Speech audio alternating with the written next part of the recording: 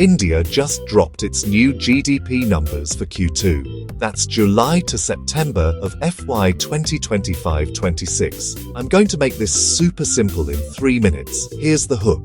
This single release tells you how fast the economy's actually growing. It shows what's driving it and what could happen next. Jobs, prices, interest rates. Quick refresher. GDP is the total value of everything produced. Real GDP, that strips out inflation. Nominal GDP, that includes inflation. The gap between those two is the GDP deflator, a big picture price signal. How to read the headline. Year-on-year real GDP growth compares this quarter to the same quarter last year. That's the main speedometer. Quarter-on-quarter. Useful for momentum but seasonally noisy in India. Revisions. The back data often gets updated. Always check the revised base before you cheer or panic. Then flip to GVA, gross value added, which shows which engines are pulling. Agriculture. Sensitive to monsoon timing and sowing. 1 weak month can skew a whole quarter. Industry, manufacturing and construction tell you about factories, housing and infrastructure. Services, usually the heavyweight for India's growth. Trade, finance, IT, hospitality. On the expenditure side, scan 4 levers. Private consumption, are households spending more? Festive season lands here. Investment, GFCF, think capex, housing, machinery.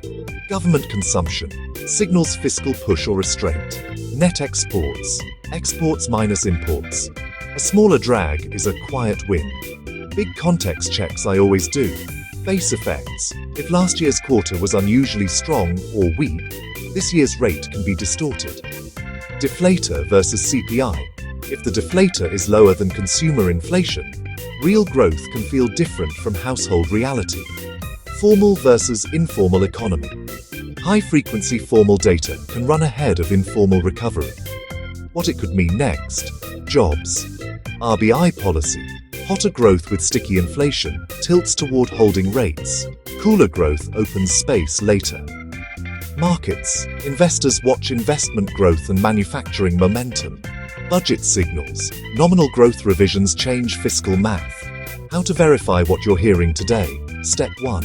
1. Read the PIB release headline growth rates and note the deflator. 1.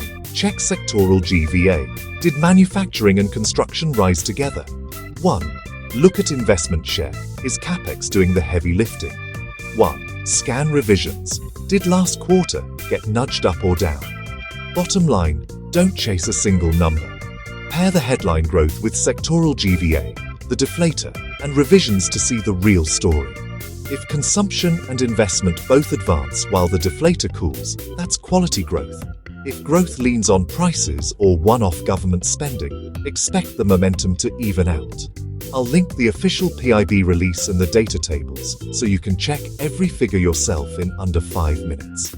Hit save, share this with someone who loves clean explainers, and I'll see you on the next drop.